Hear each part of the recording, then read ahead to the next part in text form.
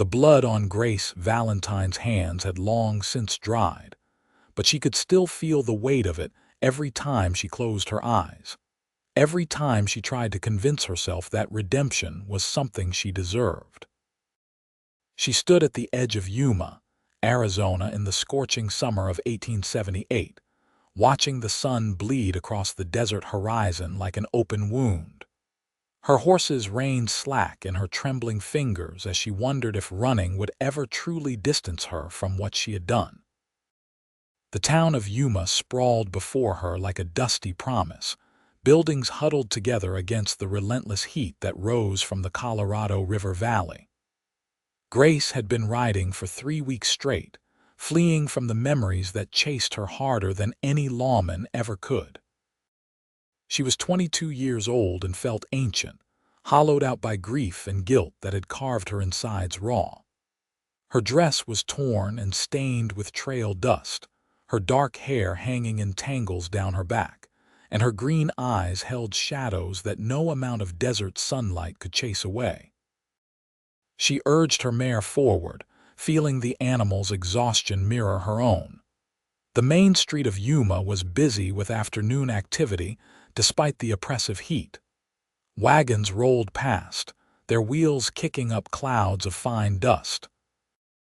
Men in worn hats stood outside saloons, eyeing her with the kind of curiosity that made her skin crawl. Women with parasols hurried along the wooden sidewalks, their dresses somehow still crisp, despite the temperature that had to be pushing past 100 degrees. Grace needed water, needed rest, needed to disappear into whatever anonymity a border town like this could offer. She guided her horse toward what looked like a stable, her body swaying with exhaustion. The world tilted slightly, and she gripped the saddle horn harder, forcing herself to stay upright. She could not afford weakness, not here, not anywhere.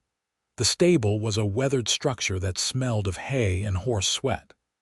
As Grace dismounted, her legs nearly buckled beneath her.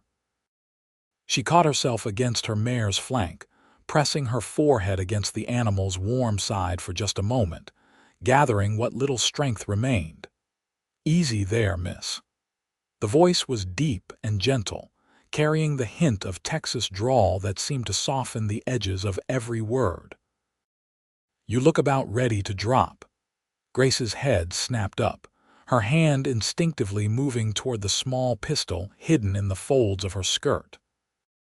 Standing in the stable doorway was a man who blocked out the harsh sunlight behind him, tall and broad-shouldered, with a worn cowboy hat tilted back on his head. As her eyes adjusted, she could make out more details. He was young, perhaps 25 or 26, with sun-bronzed skin and dark hair that curled slightly at his collar. His eyes were a startling blue, like chips of Arizona sky, and they held a kindness that made her chest ache with something she could not name. "I am fine," Grace said, the lie bitter on her tongue. She straightened, forcing steel into her spine even as her vision swam. "I just need to board my horse." The cowboy took a step closer, his movements slow and deliberate like he was approaching a spooked animal. "The name is Colt Garrison. I work here at the stable, and I have seen plenty of folks ride in from hard trails. But you, miss, you look like you have been through hell itself." "You do not know anything about me," Grace snapped, harsher than she intended. She fumbled with her saddlebag, trying to retrieve the few coins she had left. Her hands were shaking, and the coins scattered across the stable floor, rolling in different directions. Grace dropped to her knees, scrabbling for the money with desperate fingers. This was all she had left. Everything else, her family, her home, her innocence, had been stripped away in one terrible night 3 months ago. The night when outlaws had torn through her family's ranch in New Mexico territory, the night when she had picked up her father's rifle, the night when she had killed a man. She had not meant to kill him. That was the truth that burned in her chest every waking moment. She had only wanted to stop him, to make him leave, to save her younger brother who had been cowering in the corner. But the rifle had gone off, and the man had fallen, and there had been so much blood. The other outlaws had fled, but not before they set fire to the ranch house. Grace had managed to drag her brother out, but by the time the flames were extinguished, her parents were gone, consumed by smoke and fire. Her brother, just 17 years old, had looked at her with such horror, such accusation, that she could not bear it. He blamed her for not saving their parents, for saving him instead, for the death that had come from her hands. She had left before dawn the next day, unable to face his grief, unable to explain that she was just as broken as he was. Now here she was, on her knees in a stable in Yuma, Arizona, gathering scattered coins while a stranger watched with eyes that seemed to see too much. Colt Garrison knelt beside her, helping to collect the coins without a word. His hands were large and calloused, the hands of a man who worked hard for his living.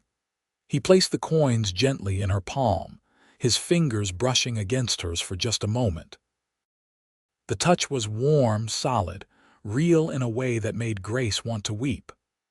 "I am sorry," she whispered, not sure what she was apologizing for her rudeness, for her weakness, for existing at all in this moment. "Nothing to be sorry for," Colt said, his voice low and soothing.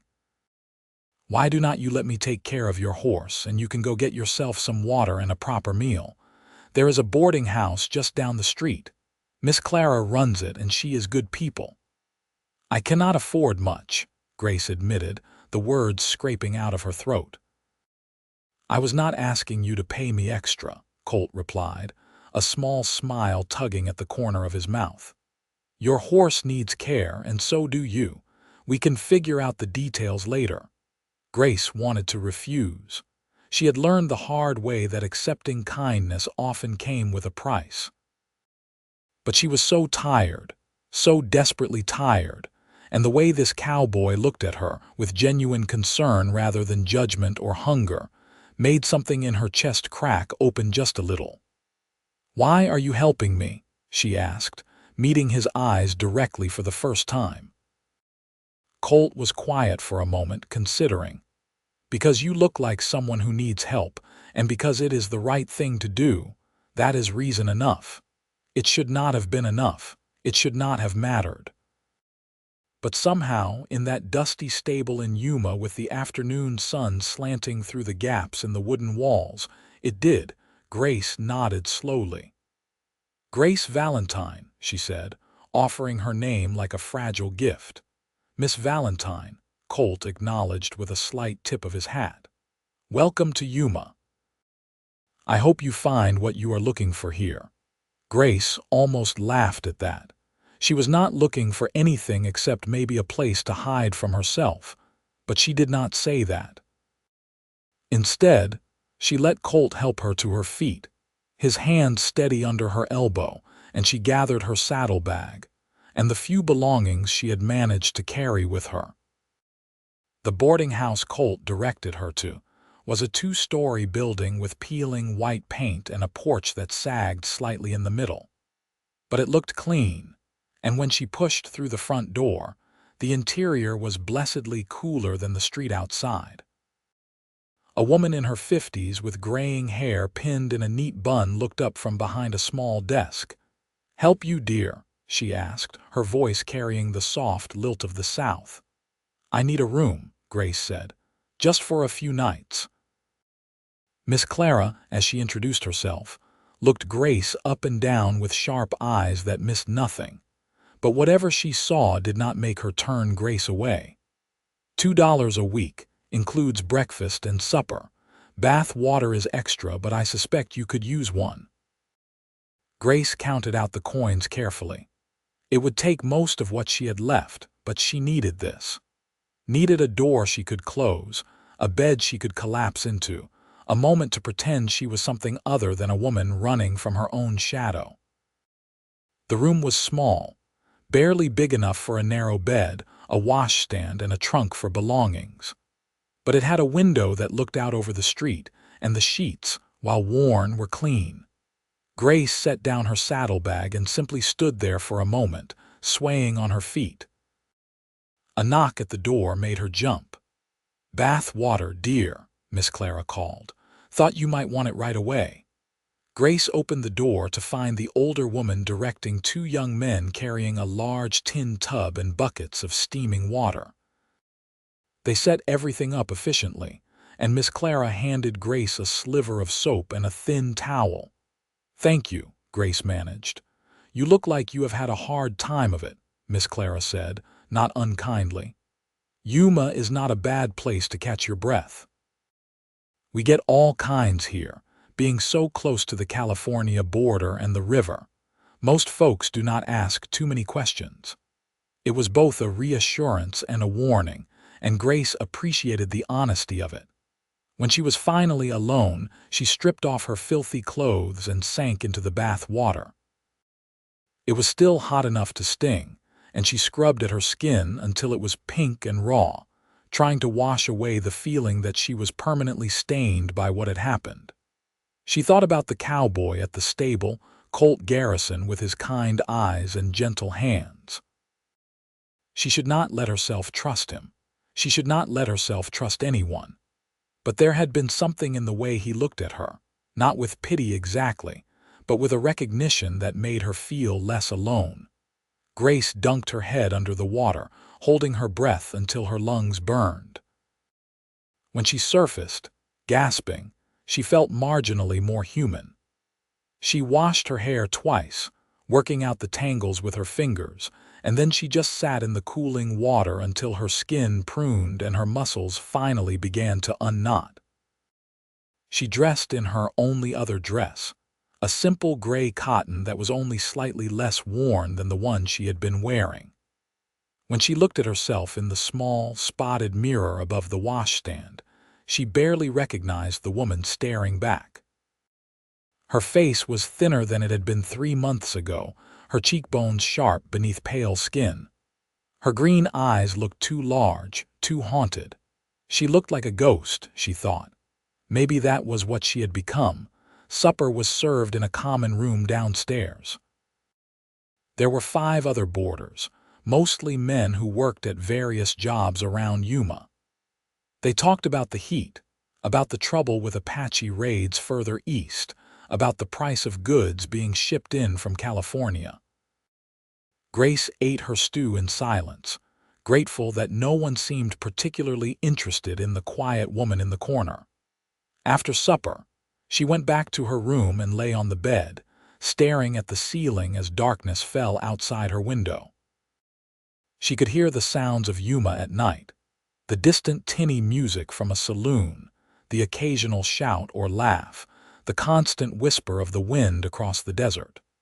She expected to lie awake for hours as she usually did, her mind churning through the same terrible memories over and over. But exhaustion finally won, and she fell into a sleep so deep it felt like drowning. She woke to sunlight streaming through her window and the smell of coffee and frying bacon drifting up from downstairs. For just a moment, before full consciousness returned, she felt almost peaceful. Then reality crashed back, and the weight settled on her chest again, heavy and suffocating. Grace forced herself to get up to wash her face in the basin, to go downstairs and eat the breakfast that Miss Clara set in front of her. The eggs were fresh, the bacon crispy, the coffee strong and bitter.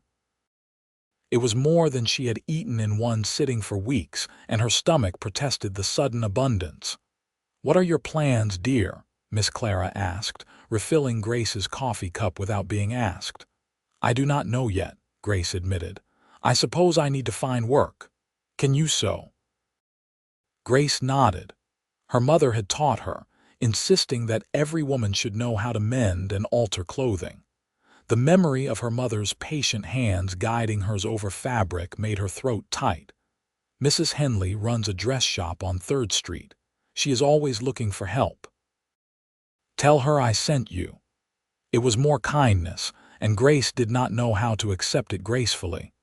She mumbled her thanks and finished her breakfast quickly, eager to escape the warmth of Miss Clara's concern. The dress shop was easy to find. A neat building with a painted sign that read Henley's Fine Dresses and Alterations. Grace stood outside for a long moment, gathering her courage, before finally pushing through the door. Mrs. Henley was a brisk, efficient woman in her 40s with a measuring tape draped around her neck like a permanent accessory. She looked Grace up and down with a practiced eye. "Miss Clara sent you?" she asked without preamble. "Yes, madam. She said you might have work." "Can you sew a straight seam?" "Yes, madam." "Can you follow a pattern?" "Yes, madam." "Can you deal with difficult customers without bursting into tears or telling them what you really think?" Grace felt the ghost of a smile tug at her lips. "I believe so." Mrs. Henley nodded. 30 cents a day, 6 days a week. You work from 8 in the morning until 6 at night with an hour for dinner. I expect neat work and no gossip. Do we have an understanding? It was not much money, but it would be enough to pay for her room and food with a little left over. "Yes, madam." "When do I start?" "Right now, if you are able. I have 3 dresses that need hemming by tomorrow." Grace spent the rest of the day in the back room of the shop, surrounded by bolts of fabric and the quiet swish of needle through cloth. The work was repetitive and soothing, requiring just enough concentration to keep her darker thoughts at bay. Mrs. Henley left her mostly alone, coming back occasionally to check her progress and offering a few curt words of approval. By the time 6 o'clock came, Grace's fingers were sore and her back ached from hunching over her work, but she felt something that might have been satisfaction. She had done something useful. She had earned something honestly. It was a small thing, but it mattered. She walked back to the boarding house as the evening heat began to ease into something almost bearable. The streets were still busy, people taking advantage of the cooler temperature. As she passed the stable where she had left her horse, she saw Colt Garrison leading a large bay gelding out into the corral. He spotted her and raised a hand in greeting. Grace hesitated, then changed direction, walking toward the stable. She told herself it was just to check on her horse, but that was not entirely true. "Miss Valentine," Colt said, his face breaking into a genuine smile. "You look better than you did yesterday." "I suppose that is not saying much," Grace replied, then immediately regretted the bitterness in her tone. "My horse is she. She is doing just fine. Fed her well, made sure she had plenty of water. She was tired, but nothing that good care will not fix." He tilted his head slightly, studying her. "Looks like you found Miss Clara's place all right." "I did, and I found work at the dress shop." "Mrs. Henley," Colt said with a knowing nod. "She is tough but fair. You could do worse." They stood there in the fading light, and Grace felt the awkwardness of the moment stretching between them. She should thank him and leave. She should not let this cowboy with his kind eyes become anything to her. "Would you like to see your horse?" Colt asked, breaking the silence. "I put her in the back stall where it is cooler." Grace nodded and followed him into the stable. Her mare nickered softly when she saw Grace approach, and Grace felt something in her chest loosen slightly. The horse was brushed and well fed, standing comfortably in fresh hay. "You take good care of her," Grace said softly, stroking the mare's nose. "I take good care of all the animals in my charge," Colt replied. "What is her name?" "I have not named her," Grace admitted. It had felt wrong somehow to name anything when she felt so disconnected from everything, including herself. "That is a shame. Every horse deserves a name." Colt leaned against the stall door, watching Grace with those unsettling blue eyes. "Where are you from, Miss Valentine?" "If you do not mind me asking." "New Mexico Territory," Grace said, keeping her answer short. "And you?" "Texas originally. Small town outside of San Antonio, but I have been drifting for a few years now, working ranches and stables wherever I can find it." Why Yuma? Colt shrugged. It is as good a place as any. Far enough from where I started to feel like I am my own man. Close enough to civilization to get supplies when I need them. The desert suits me, I suppose. Grace understood that sentiment. There was something about the vast emptiness of the desert that matched the emptiness inside her. "What are you running from?" Colt asked, his voice gentle but direct. Grace stiffened. "What makes you think I am running from anything?" "Because I have been there myself," he replied. "That look in your eyes, like you are always watching for something terrible to catch up with you. I recognize it because I have seen it in my own reflection often enough." Grace wanted to deny it, to build her walls higher and push him away. But there was something about the way he said it, with understanding rather than judgment, that made her defenses crack. "I killed a man," she said, the words falling out before she could stop them. She had not said it out loud since it happened, and hearing herself confess it made it feel both more and less real. "He was part of a gang that attacked my family's ranch. I did not mean to, but I pulled the trigger and he died, and then everything burned and my parents." Her voice broke, and she pressed her hand over her mouth, horrified at herself. Colt did not recoil. He did not look at her with disgust or fear. He simply nodded slowly, like she had confirmed something he already suspected. "You were defending your family," he said quietly. "It does not matter. He is still dead. My parents are still dead, and my brother looked at me like I was a monster." "You are not a monster, Grace." It was the first time he had used her first name, and it sent a strange shiver through her. "You did what you had to do in an impossible situation. That does not make you broken." "You do not understand," Grace whispered. "I feel it inside me, all the pieces that do not fit together anymore. I am too broken inside to be anything else." Colt was quiet for a long moment. Then he stepped closer, close enough that Grace could feel the warmth radiating from him in the cooling evening air. "Then let me hold the pieces together," he said, his voice rough with emotion, "until you figure out how they fit again." Grace looked up at him, tears blurring her vision. "Why would you do that? You do not even know me." "Because I have been where you are," Colt replied. "And I remember what it felt like when someone showed me kindness when I did not think I deserved it. Because I look at you and I see someone worth saving, even if you cannot see it yourself." A sob caught in Grace's throat, and before she could stop herself, she was crying, really crying for the first time since that terrible night.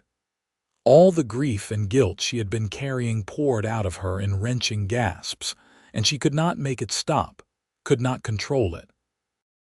Colt's arms came around her, steady and strong, holding her together just like he had promised. He did not tell her to stop crying or that everything would be okay.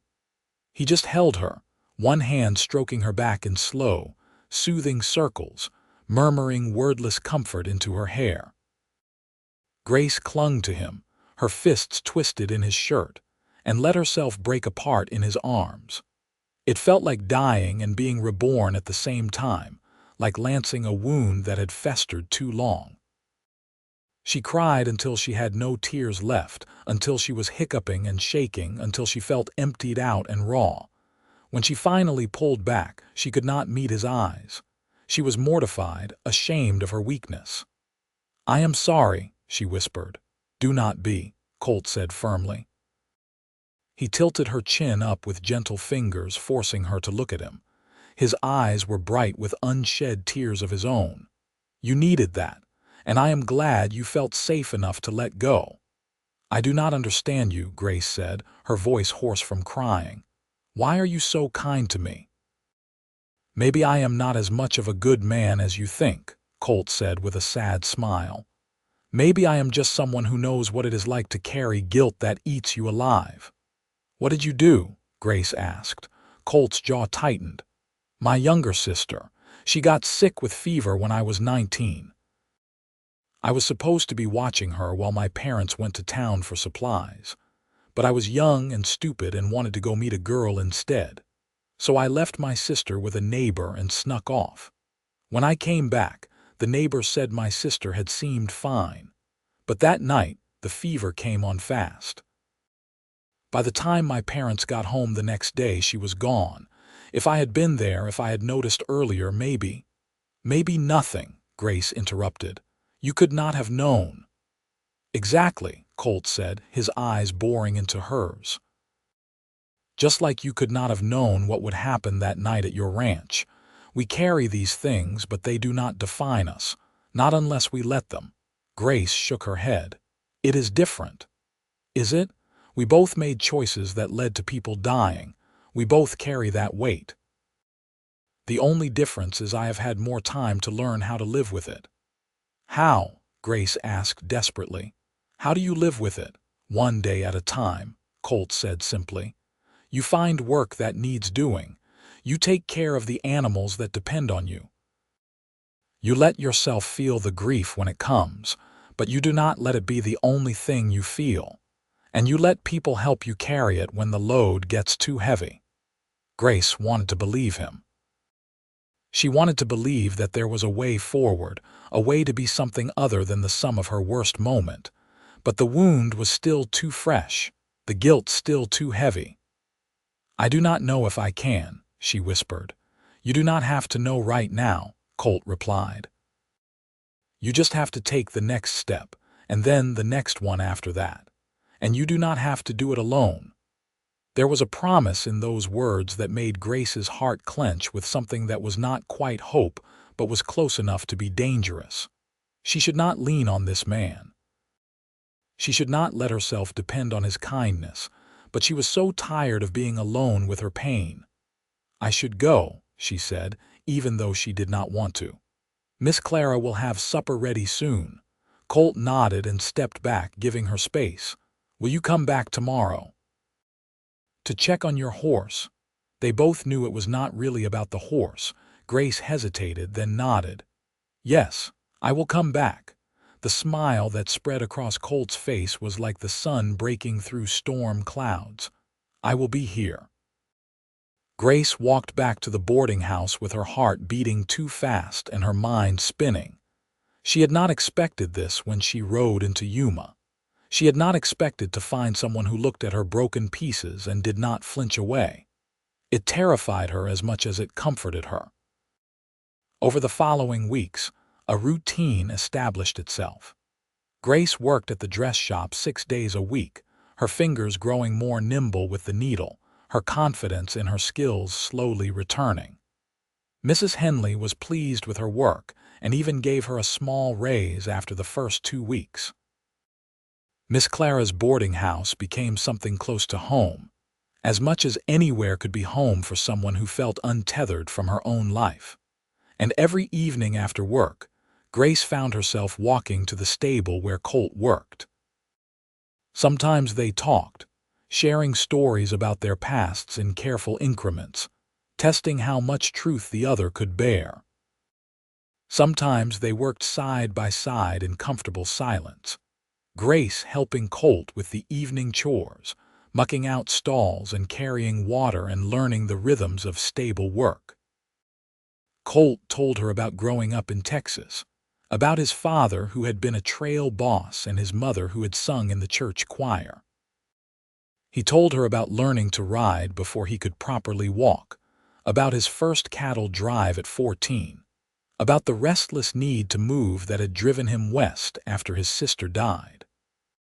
Grace told him about her childhood in New Mexico territory, about her father who had been a schoolteacher before he decided to try ranching, about her mother who had played piano and read poetry aloud in the evenings.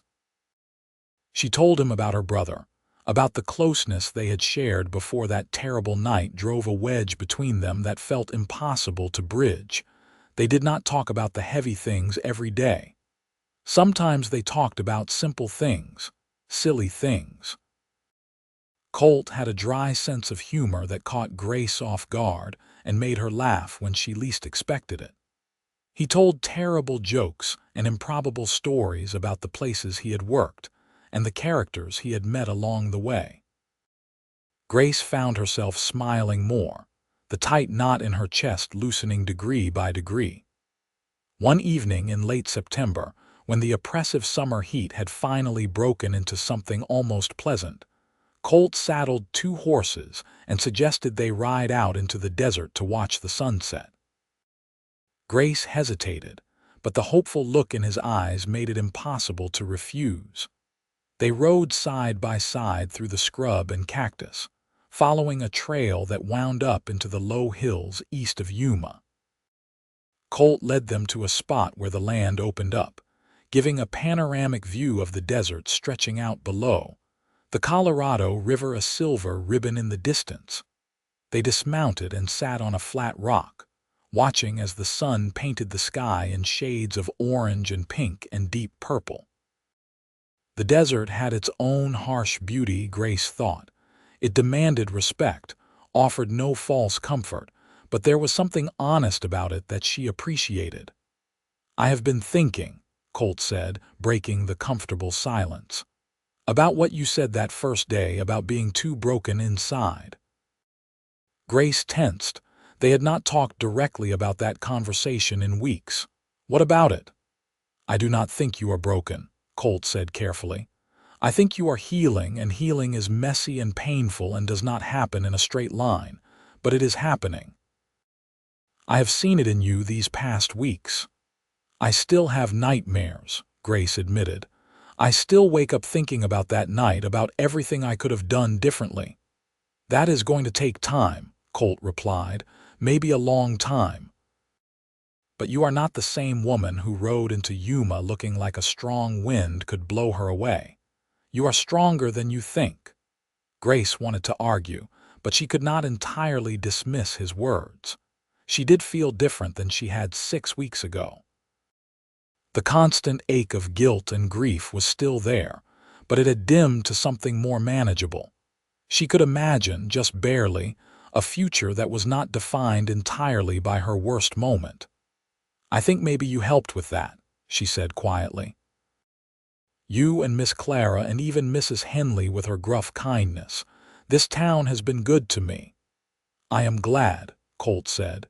He turned to look at her, his blue eyes serious. "I have to tell you something, Grace. I have been trying to give you space and time and not complicate things. But I am not good at keeping secrets, especially from myself." Grace's heart started to pound. "What is it?" "I have feelings for you," Colt said, the words coming out in a rush. "Real feelings, the kind that keep me up at night thinking about you, wondering if you are okay, hoping I will see you the next day. I know the timing is probably terrible, and I know you are still healing from everything that happened. I'm not asking you for anything, I just needed you to know." Grace stared at him, her mind reeling. She had felt something growing between them these past weeks, something warm and steady that felt nothing like the quick, shallow flirtations she had experienced before. But she had been afraid to name it, afraid that acknowledging it would somehow curse it. "I do not know if I am ready for this," she whispered. "I know," Colt said gently. "Like I said, I am not asking for anything. I just wanted to be honest with you." Grace looked out at the darkening desert, at the first stars beginning to emerge in the twilight sky. She thought about the way Colt made her feel safe, the way his presence eased the constant tension she carried. She thought about how he had held her that first night while she cried, how he had never once made her feel weak or shameful for her pain. She thought about his laugh, his kindness, the way he looked at her like she was something precious. "I feel it too," she said finally, her voice barely above a whisper. "It terrifies me, but I feel it." Colt let out a long breath, like he had been holding it for minutes. "You do not have to be terrified. We can take this as slow as you need. We can just keep doing what we have been doing, spending time together, getting to know each other. There is no rush." Grace turned to look at him, really look at him. In the fading light, his face was all strong lines and gentle eyes. "Why are you so patient with me?" "Because you are worth being patient for," Colt said simply. "And because I know what it is like to be hurting and have someone push you before you are ready. I would never do that to you." Something shifted in Grace's chest, a loosening of the tight bands that had held her heart captive for so long. She reached out tentatively and took Colt's hand, lacing her fingers through his. His hand was warm and calloused, solid and real. "Thank you," she said, "for everything. For seeing me when I could not see myself." Colt squeezed her hand gently. "That is what love does, I think. It sees the truth of a person even when they cannot see it themselves." Love. The word hung in the air between them, both terrifying and exhilarating. Grace did not know if she was ready to call what she felt love, but she could not deny the depth of feeling that had grown between them. It was different from anything she had experienced before, deeper and more real. They sat together as darkness fell completely, hands clasped, watching the stars multiply across the night sky. The desert night was cold compared to the blazing days, and Grace shivered. Colt immediately shrugged out of his jacket and draped it around her shoulders. "We should head back," he said. "Do not want Miss Clara worrying about you." They rode back to Yuma in the darkness, the horses picking their way carefully along the trail. When they reached the stable, Colt helped Grace dismount, his hands lingering on her waist for just a moment longer than necessary. "Tomorrow?" he asked. "Tomorrow," Grace agreed. She walked back to the boarding house wearing his jacket, breathing in the scent of him that clung to the fabric. For the first time since that terrible night in New Mexico, she let herself imagine a future that included more than just survival. It was a fragile hope, easily broken, but it was there. The next months passed in a gentle unfolding. Fall gave way to winter, though winter in the desert was a mild thing compared to what Grace had known in New Mexico. The days were cool and pleasant, the nights cold enough to need extra blankets.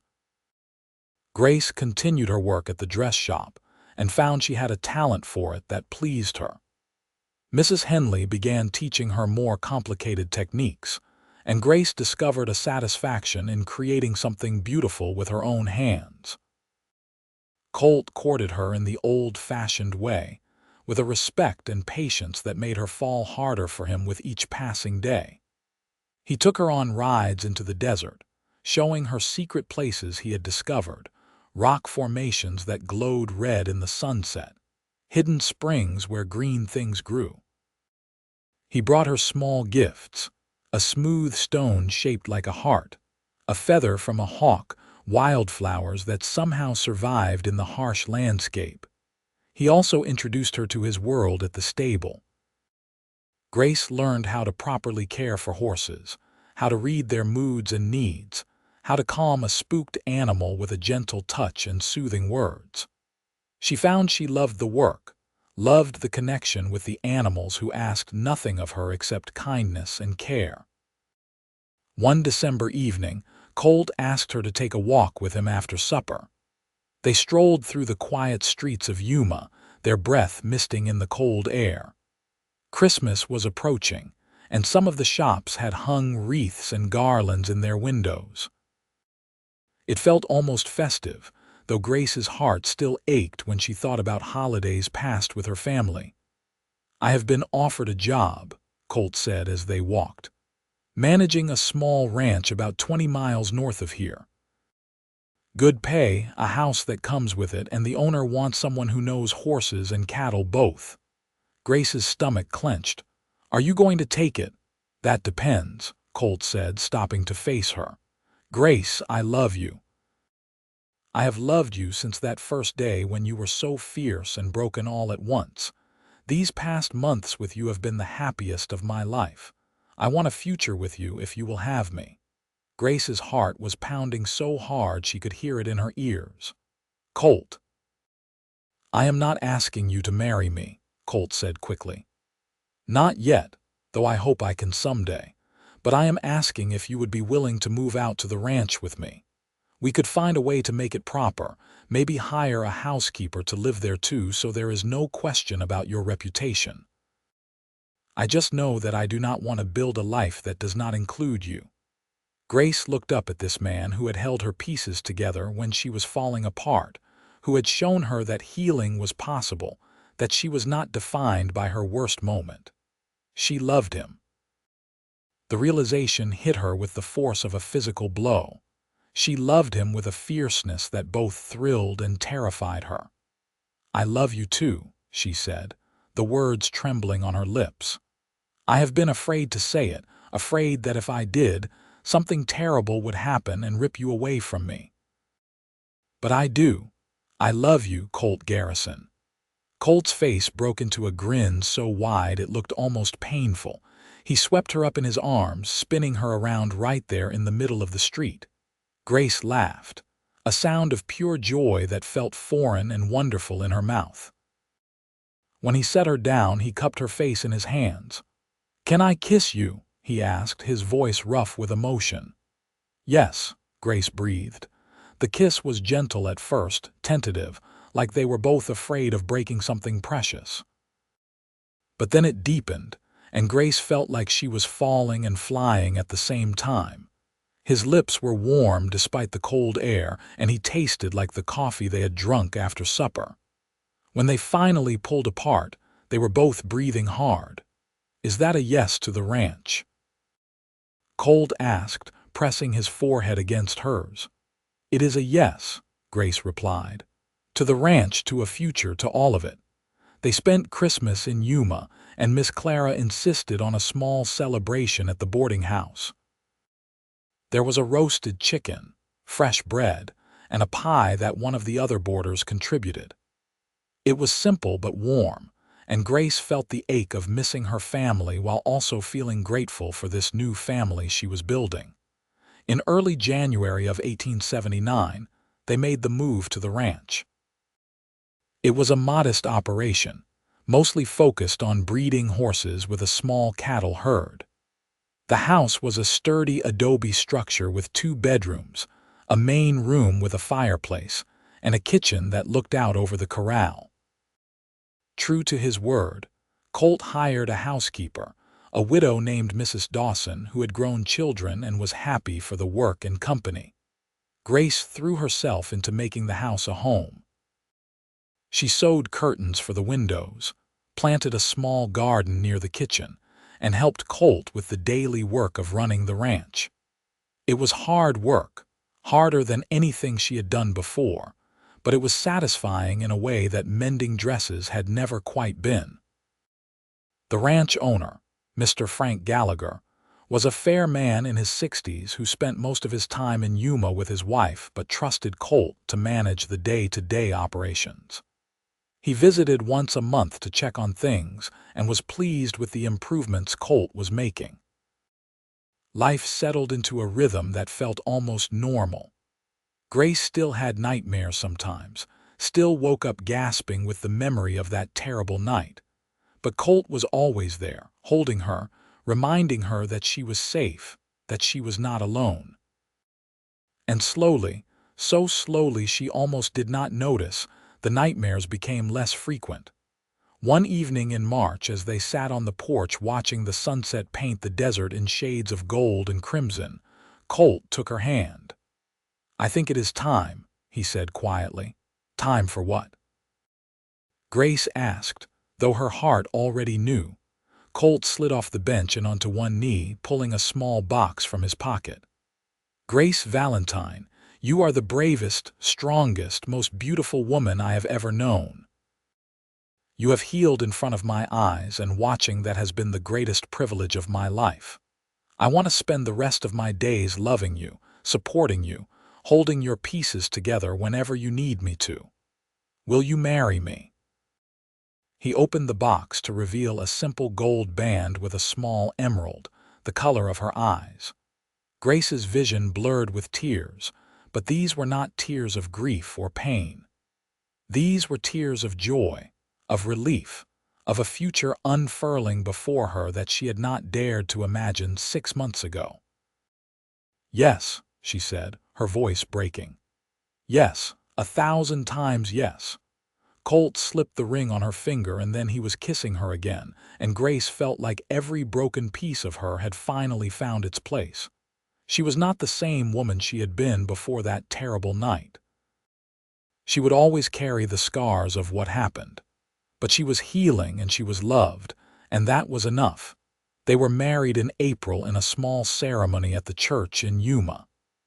Miss Clara cried happy tears, and Mrs. Henley gave them a beautiful quilt she had been working on in secret. Mr. Gallagher attended with his wife and gave them a week away from ranch duties as a wedding gift. Even Mrs. Dawson seemed moved by the simple but heartfelt ceremony. Grace wore a dress she had made herself, pale blue with cream-colored lace. Colt wore his best suit, looking handsome and nervous and so full of love that Grace felt her heart might burst. When the preacher pronounced them husband and wife, Colt kissed her like she was the most precious thing in the world. The wedding night was gentle and sweet, Colt taking his time to make sure Grace felt safe and cherished. There was awkwardness and laughter and moments of profound connection that left Grace breathless. Afterwards, lying in his arms in the darkness, Grace finally felt like she was home. "Thank you," she whispered. "For what?" Colt asked, his fingers trailing patterns on her bare shoulder. "For not giving up on me, for holding my pieces together until I could figure out how they fit." Colt pressed a kiss to her forehead. "You did the hard work of healing, Grace. I just stood beside you while you did it." "We stood together," Grace corrected. "That is what made it possible. Life as a married couple was not always easy. There was hard work and hot days and occasional struggles with difficult horses or sick cattle. But there was also laughter and love, and a sense of building something real together." Grace discovered she had a gift for training horses, and Colt encouraged her to develop it. Soon she was working with the younger horses, teaching them to accept saddle and rider with patience and gentle persistence. In the fall of 1879, Grace realized she was pregnant. The discovery filled her with a complicated mix of joy and terror. She wanted this child desperately, wanted to build a family with Colt, but she was also afraid, haunted by memories of loss and tragedy. Colt was overjoyed and terrified in equal measure. "We are going to be parents," he kept saying, like he could not quite believe it. "We are going to have a baby." The pregnancy was not easy. Grace was sick for the first 3 months, barely able to keep food down. But Colt was endlessly patient, bringing her weak tea and dry toast, sitting with her when the nausea was at its worst. Mrs. Dawson turned out to be a wealth of knowledge about pregnancy and childbirth, having raised 5 children of her own. As Grace's belly grew, so did her confidence. She talked to the baby constantly, telling it stories about its father, about the ranch, about the life they were building. Colt would press his ear to her stomach, trying to hear the baby move, and his face would light up with wonder when he felt a kick.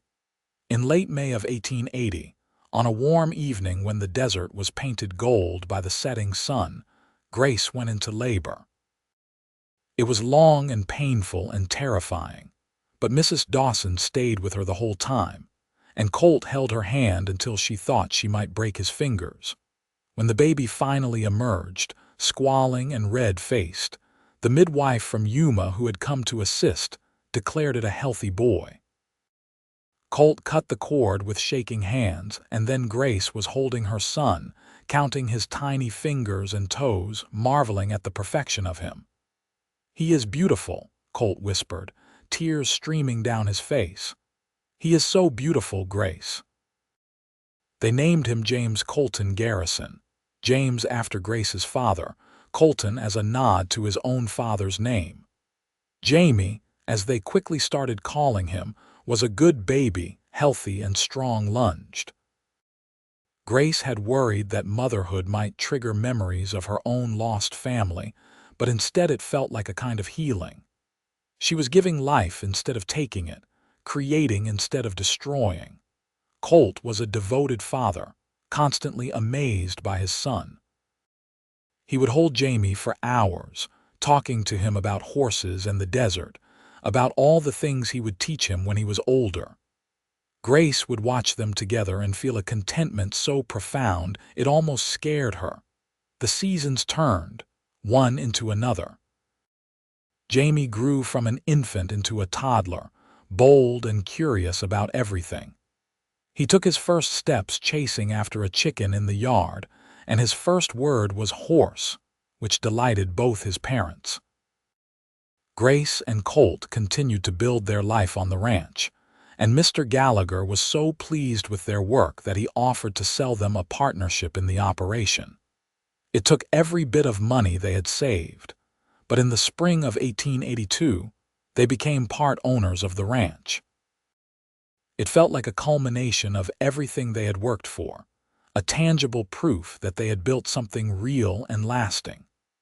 One evening that summer, as they sat on the porch watching Jamie play in the dirt with his toy horses, Grace felt a wave of gratitude so strong it brought tears to her eyes.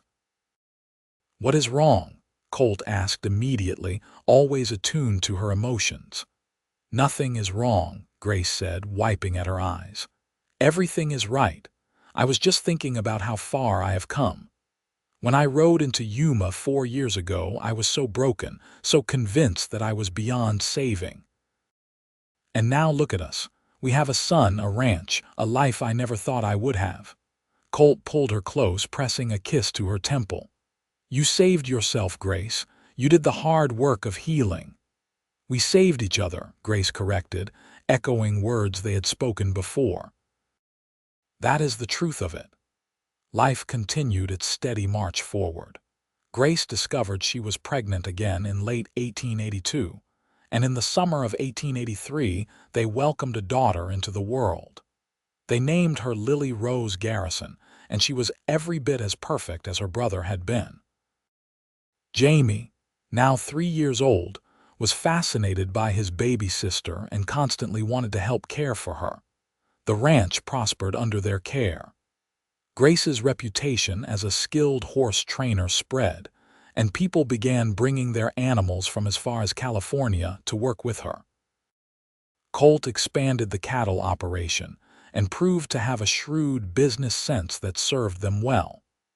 Mr. Gallagher eventually retired completely, selling them his full share of the ranch for a fair price that they managed through careful saving and a loan from the bank in Yuma.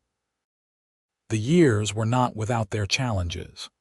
There were droughts that tested their resources, harsh winters that were unusually cold even for the desert, illnesses that frightened them as parents. But they faced each challenge together, their love deepening with each passing season. Grace stayed in touch with Miss Clara, visiting Yuma regularly and always stopping by the boarding house for tea. Mrs. Henley remained a friend, and Grace still occasionally took on sewing projects when time allowed. Mrs. Dawson stayed with them until her death in 1885, and Grace mourned her like she would have mourned her own mother. One thing Grace had not done was reach out to her brother. The wound there was still too deep, too raw, even after all these years. But in the fall of 1885, a letter arrived at the ranch. It was from her brother Thomas, and his handwriting was so familiar it made Grace's hands shake. She sat on the porch to read it, Colt sitting beside her in silent support. Thomas wrote that he had spent the past 7 years consumed by anger and grief, pushing away anyone who tried to help him. He had worked on various ranches, moving constantly, unable to settle. But recently, he had started attending a church in Santa Fe, and the preacher had talked about forgiveness, about how holding on to bitterness poisoned the soul. Thomas wrote that he was sorry for the way he had looked at Grace that night, for the blame he had heaped on her when she was hurting just as much as he was. He wrote that he understood now what she had done, why she had pulled that trigger, and that she had saved his life even if it meant losing their parents. He wrote that he hoped she could forgive him, and that maybe, if she was willing, they could try to be family again. Grace cried as she read the letter, years of pent-up pain and longing pouring out. When she finished, she handed it to Colt with shaking hands. He read it carefully, then looked at her with gentle eyes. "What do you want to do?" "I want to write back," Grace said. "I want to tell him about you, about Jamie and Lily, about the life I have built. I want him to know that I forgive him, that I always did, even when it hurts so much." "Then that is what you should do," Colt said simply. Grace wrote back that same day, her hand cramping as she tried to fit 7 years of life into a letter. She told Thomas about Colt, about how he had held her together when she was falling apart. She told him about the ranch, about her children, about the healing that had happened slowly but surely. She told him he was welcome to visit anytime, that there would always be a place for him in her life if he wanted it. Thomas came to visit in the spring of 1886. It was awkward at first, 7 years of separation creating a distance that could not be bridged immediately. But Jamie and Lily, with the easy acceptance of children, helped break the ice. Thomas was amazed by his niece and nephew, and Grace could see the softening in him as he held Lily and let Jamie show him around the ranch. The visit lasted a week, and by the end of it, something had shifted. The terrible weight that Grace had carried for so long, the guilt over her brother's pain and anger, finally lifted. They would never get back the years they had lost, but they could build something new. Thomas started visiting regularly, usually twice a year. He eventually settled in Santa Fe and married a schoolteacher named Mary, and they had children of their own. The cousins grew up knowing each other, visiting back and forth, and Grace was grateful beyond words for this restored connection to her past.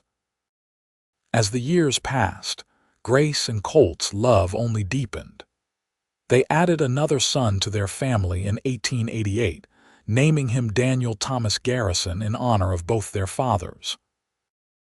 Their ranch became known throughout the territory as one of the best places to buy horses, and they were respected members of the community.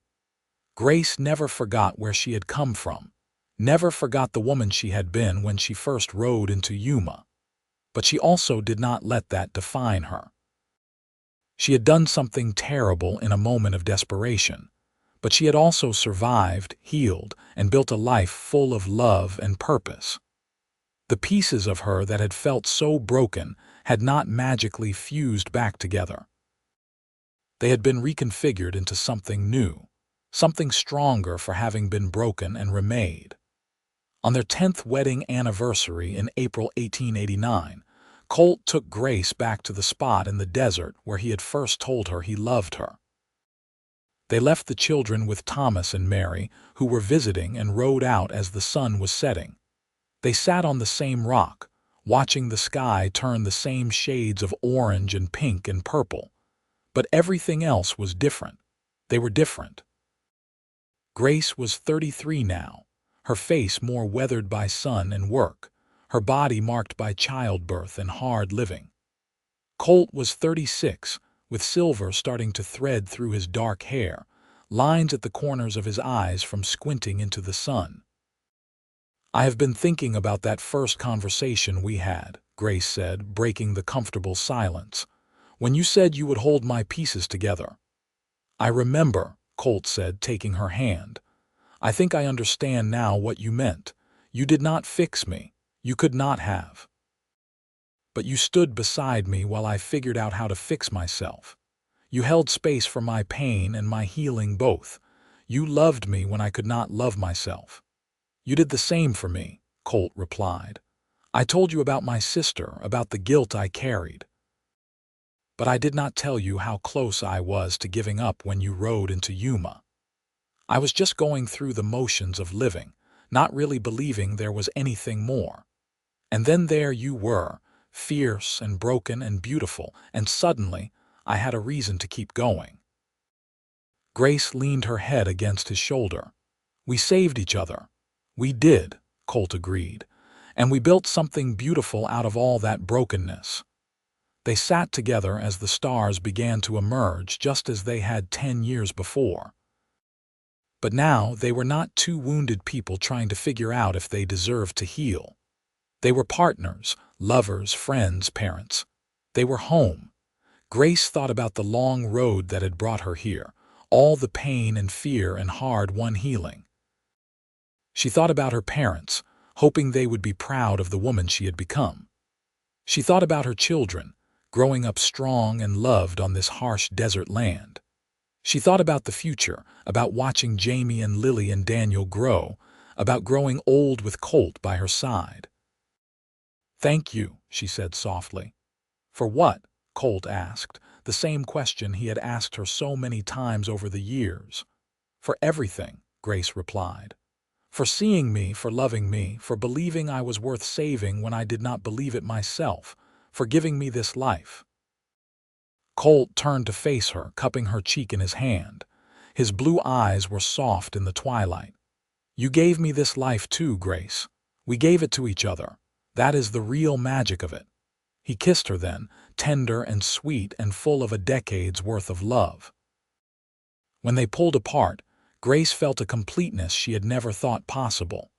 The pieces of her had finally found their place, not in spite of being broken, but because of it.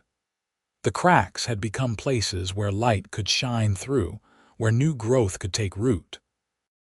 They rode back to the ranch as the moon rose over the desert, silver light painting everything in shades of mystery. When they arrived home, they could hear their children's laughter from inside the house, and the sound filled Grace with a joy so profound, it felt like Grace itself. She dismounted and took Colt's hand, and together they walked toward the warm light spilling from the windows, toward their children and their future, and the beautiful, hard-won life they had built from broken pieces. Behind them, the desert stretched vast and timeless, holding its secrets and its beauty with equal measure. And above them, the stars wheeled in their ancient patterns, watching over two people who had found each other in the darkest moments of their lives and had chosen, again and again, to hold on. The years continued to unfold in their steady rhythm.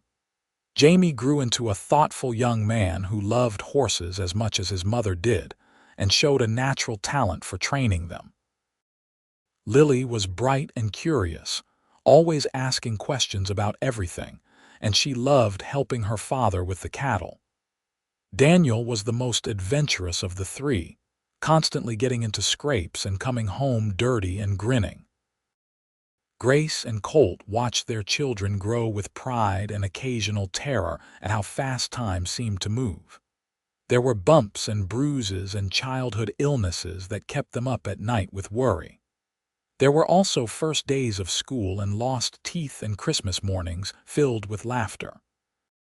In 1895, when Grace was 39 and Colt was 42, they welcomed an unexpected fourth child, a daughter they named Sarah Grace Garrison. Jamie was 15 by then, Lily was 12, and Daniel was 7. They all doted on their baby sister, and Grace marveled at this late blessing, this reminder that life still held surprises. The ranch continued to thrive. They had expanded significantly over the years, adding more land and more horses. Colt had hired several hands to help with the work, and Grace had taken on an apprentice, a young woman named Alina who showed remarkable skill with difficult horses. It felt good to pass on what she had learned, to help someone else find their purpose the way she had found hers.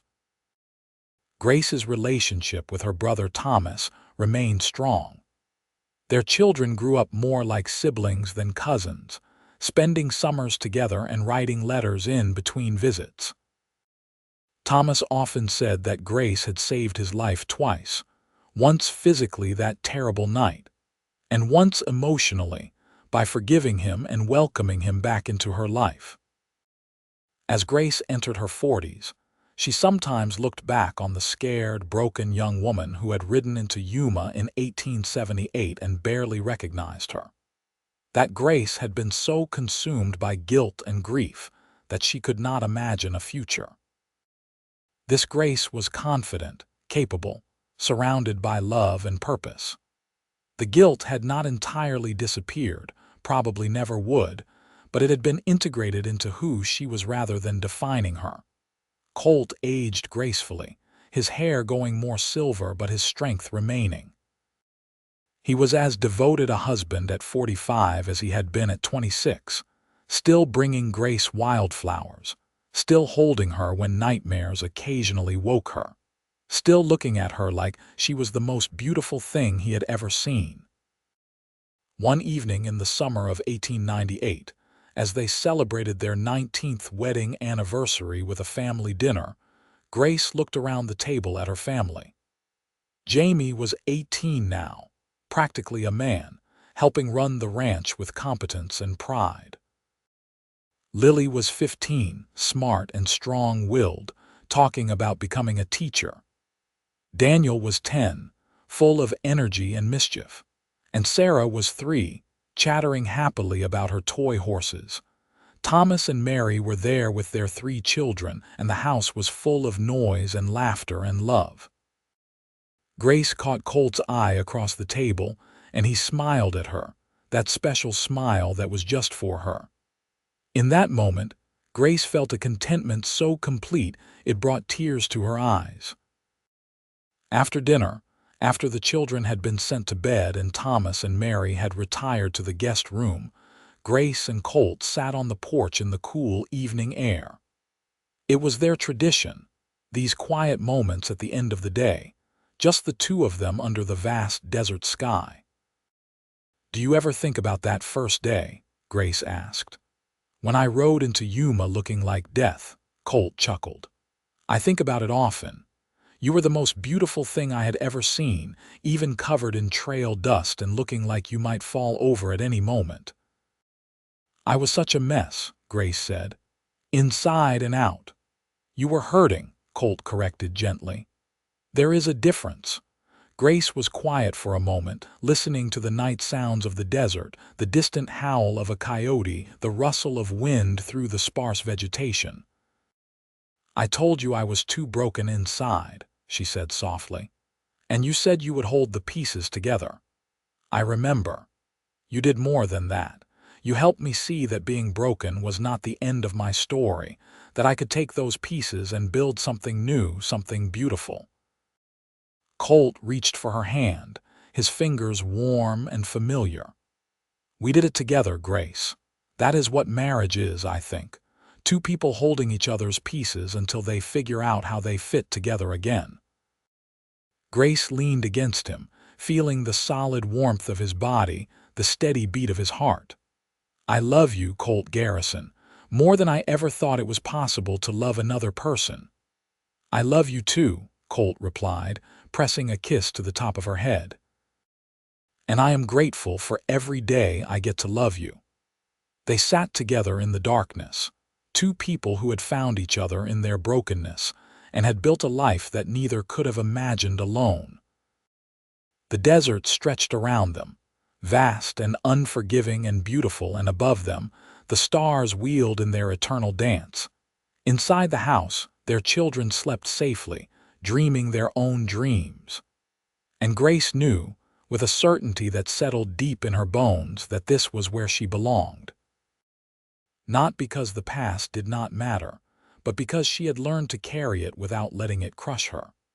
Not because the pain was gone, but because she had learned that joy could coexist with sorrow, that love could bloom in the spaces between the cracks.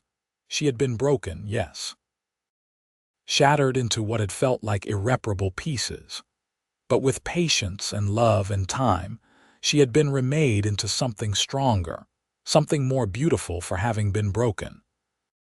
And the man beside her, with his gentle hands and kind eyes and unwavering faith in her, had held those pieces together until she could stand on her own.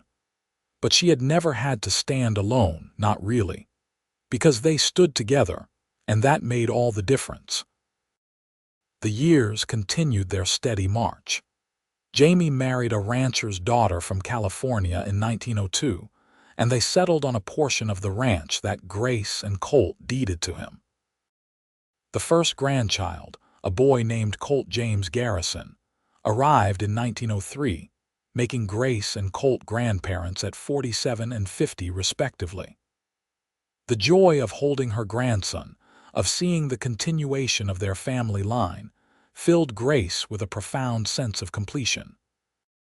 Lily did become a teacher, opening a small school in Yuma that served the children of ranchers and townspeople alike. She married a widower with 2 young daughters in 1905, and Grace watched her daughter become a mother to these girls with grace and patience. Daniel, true to his adventurous nature, joined the Arizona Rangers for a few years before returning to the ranch, realizing that his heart belonged to the land and the horses he had grown up with. Sarah, their youngest, grew into a skilled rider and showed even more talent with horses than Grace herself. She became Grace's partner in the training business, and together, they built a reputation that reached far beyond Arizona's borders. People came from as far as Montana and Texas to have Grace or Sarah work with their horses. As Grace and Colt moved into their 50s and then their 60s, they gradually stepped back from the day-to-day running of the ranch, passing more responsibility to their children. But they remained active, still riding out into the desert they both loved, still finding joy in the work they had built their lives around. In 1910, on a warm spring evening, Grace and Colt celebrated their 31st wedding anniversary. Their children and grandchildren, now numbering 8, gathered at the ranch for a celebration. There was food and music and laughter that echoed across the desert. As the party wound down and the younger ones were put to bed, Grace found herself once again on the porch with Colt, watching the stars emerge. They were older now, their bodies marked by decades of hard work and desert sun. Grace's hands were gnarled with arthritis, and Colt moved more slowly than he used to, his joints stiff from old injuries. But the love between them had only grown stronger, deepened by years of shared joy and sorrow, triumph and challenge. 31 years, Grace marveled. Sometimes it feels like yesterday that I rode into Yuma. Other times it feels like a lifetime ago. It was a lifetime ago, Colt replied. We were different people then. Do you ever regret it? Grace asked, taking on a broken woman who could not even see her own worth. Colt turned to face her. His blue eyes, though faded with age, still held the same kindness that had drawn her to him all those years ago. Not for a single moment. You were never broken, Grace. You were healing. There is a difference. You always knew that, Grace said softly. Even when I did not. Because I had been there myself, Colt reminded her, and I knew that healing was possible with time and love and patience. Grace took his weathered hand in hers, tracing the familiar lines and calluses. We healed each other. We did, Colt agreed. And we built something beautiful in the process. They sat in comfortable silence, listening to the night sounds of the desert, the home they had made, the life they had built. Inside, their children talked quietly, and somewhere in the house, a grandchild cried briefly before being soothed back to sleep. I am grateful, Grace said finally, for all of it. The pain that brought me here, the healing that you helped me find, the life we have built together. Even the hard parts, because they made the good parts sweeter. That is all any of us can ask for, Colt replied. A life well lived, surrounded by love. Grace leaned her head on his shoulder, feeling the steady rhythm of his breathing, the warmth of his body beside hers. She thought about that first conversation in the stable, when she had been so lost, and he had offered to hold her pieces together. She thought about how he had kept that promise day after day, year after year, until she had learned to hold herself together. But the beautiful truth was that they still held each other. After 31 years of marriage, countless challenges and joys, losses and triumphs, they still chose each other every single day. They still held each other's pieces, not because either of them was broken anymore, but because that was what love did. It held and supported and cherished, through good times and bad, through youth and age, through every season of life. The desert night wrapped around them like a familiar blanket, the stars wheeling overhead in their eternal patterns. And Grace Valentine Garrison, who had once believed herself too broken to deserve love or happiness, sat beside the man who had shown her that broken things could be beautiful, that healing was possible, and that love, real love, held you together even when you thought you would fall apart. She had come to Yuma running from her past, convinced that she was beyond redemption. She had found a cowboy with gentle eyes and patient hands who had looked at her shattered pieces and had seen something worth saving. Together, they had built a life that neither could have imagined alone, a life full of love and purpose and joy. The pieces had not magically fixed themselves. The scars remained. But Grace had learned that you did not have to be unbroken to be whole. You did not have to be perfect to be loved. You just had to be willing to let someone stand beside you while you figured out how to put yourself back together. And that was exactly what she and Colt had done. They had stood beside each other through everything, holding the pieces together until they could stand on their own, and then continuing to hold each other because that was what partners did. What lovers did, what two people who had chosen to build a life together did. As the night deepened and the desert cooled, they finally went inside, hand in hand, to the home they had made, the family they had built, the life they had created from broken pieces and stubborn hope, and a love that had proven stronger than grief, stronger than guilt, stronger than anything the world could throw at them.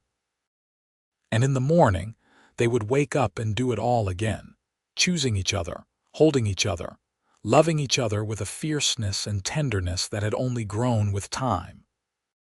Because that was what they had promised each other 31 years ago, and it was a promise they had kept every single day since. Not because it was always easy, but because it was always worth it.